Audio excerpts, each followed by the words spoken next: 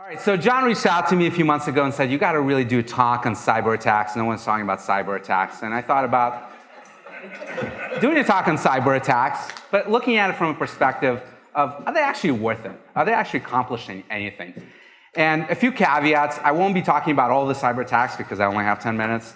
I'll think of this as sort of the in memoriam section of the Oscars. It's going to be the biggest hits. I won't cover some of the latest Iran, Israel stuff.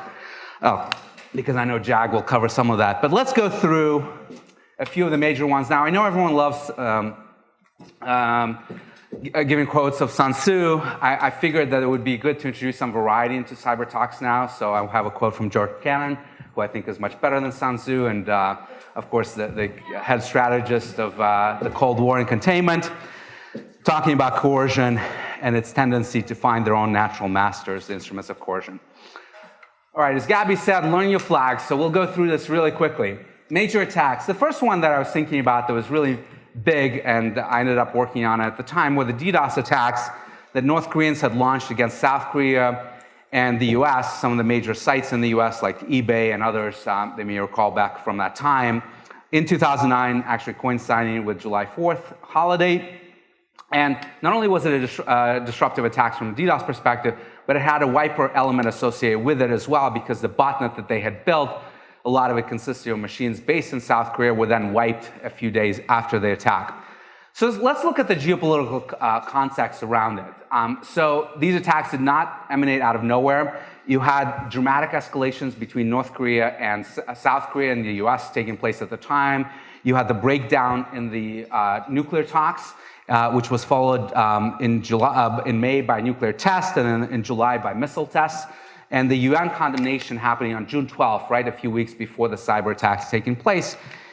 And when you look at the effects, it was pretty clear that this was a temper tantrum on behalf of the North Koreans. It was retaliation for the US condemnation and driving the UN condemnations, but it didn't really achieve anything. The escalations continued. If they thought that the US would back down or the South Koreans would back down, didn't happen.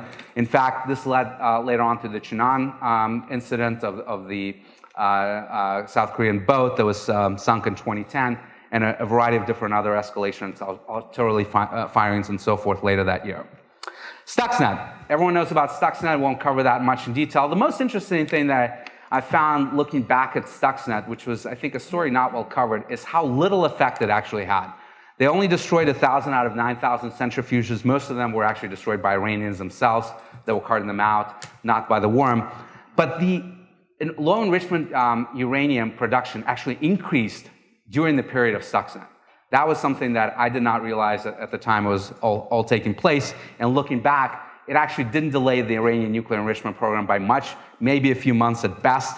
Of course, it led to Iranians actually investing heavily in their own offensive capabilities, which we're now seeing out there play out in the real world against Israel and the US. And speaking of that, Shamoon, 2012, didn't, again, come out of nowhere. You had Saudi Arabia suggesting right prior to Shamoon in January and then in June of 2012, Shamoon taking place later that August, that it was going to offset Iranian oil that was going to be impacted by US sanctions. In fact, Saudi Arabia was lobbying for more sanctions against Iran.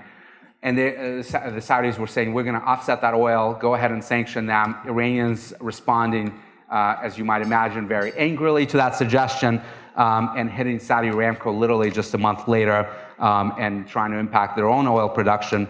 But didn't lead anywhere. Saudis did not abandon their aggressive line against Iran. In fact, the proxy war continued over the course of the war in Yemen and Syria and elsewhere throughout the region.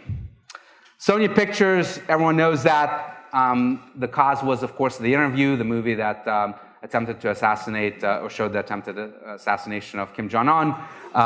And The Interview was still released over Christmas. So even that, where it was a very targeted operation trying to achieve very specific effect against a commercial entity, did not ultimately succeed in stopping the movie that they were so objecting to. Ukrainian grid attacks. So there were 2 grid attacks in Ukraine by Russia in 2015 and 2016. What a lot of people don't realize is that there were geopolitical consequences leading to those attacks as well. They were broader than just the overall conflict between Ukraine and Russia. In fact, in November, just a month prior to the December 2015 attacks, there was sabotage explosion that was done in Kherson, a city in Ukraine that's right across the peninsula from Crimea, that shut off power to all of Crimea. So 2 million people in Crimea were left without power. As a result of that sabotage, the Russians, of course, accused the Ukrainians. Ukrainians denied any involvement, but blamed it on some volunteers. But as a result, the Russians got very angry and literally a month later shut off the power to eastern Ukraine, southeastern Ukraine, to 800,000 people. But if they wanted to avoid conflict, if they wanted to get the power turned back onto Crimea, it did not happen. In fact, there were continued outages throughout early 2016. Post that attack, they tried to ship a lot of generators to Crimea to restore power, at least for a few hours a day in major cities in Crimea. Until later in 2016, in May, they finally managed to put an energy bridge across the straits, the Kerch Straits, and actually provide reliable power to Ukraine. So even though that was a direct response to what they saw as Ukrainian aggression against Crimea, shutting off power, trying to get that power turned on, did not work with their retaliation. NotPetya, again, did not come out of nowhere. You had escalations and fighting between the Ukrainians and the Russians, which had been frozen for actually much of 2016. In 2016, you had the resumption of fighting in the Donbass. You had a truce agreement that was established in June of 24th, 4 days prior to NotPetya. That agreement collapses later that same day. The Russians get pretty annoyed, and on Constitution Day in Ukraine, they launch NotPetya.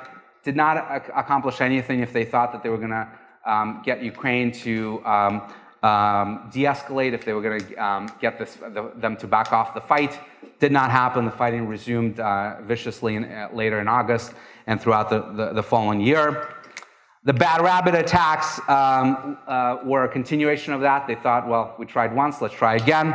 SBU actually had advanced warning that the attacks were going to come on Ukrainian Defender Day, which was going to be October 14th. Ultimately, it was delayed till October 24th. The irony is that there was huge blowback in Russia itself, with major Russian firms and airports being shut down as a result of the attack, spreading to lots of companies within Russia.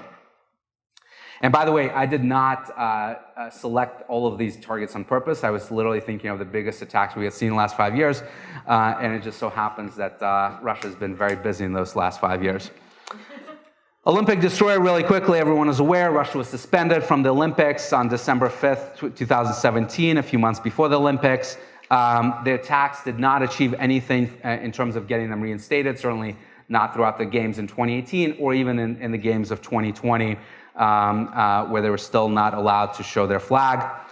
Now, the Triton attacks are the only ones that I found really interesting and not aligned with the norms that you're seeing established here, where you actually have geopolitical conflict leading directly to cyber aggression.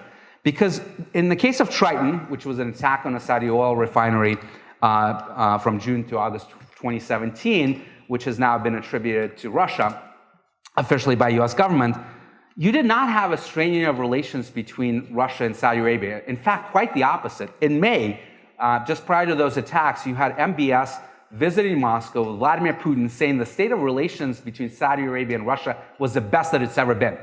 And they were planning on the King Salman visit later that summer, which ultimately got delayed to October, but nevertheless still happened. King Salman brought over 1,500 people to with his delegation, red carpet treatment.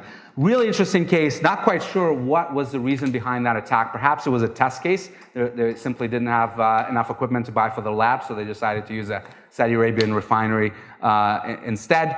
But that was the only one that did not fit that context. And lastly, Georgia attacks, also related to protests there. Final point, all of these geopolitical concerns lead directly to cyber attacks, but don't actually accomplish any objectives strategically for these states. They ultimately end up using them as temper tantrums, as a way to lash out and show that they're doing something, but not actually changing the behavior of the target victims. In some ways, in fact, in many ways, in which the US uses sanction power when we want to express our displeasure, other states use cyber attacks. Thank you very much.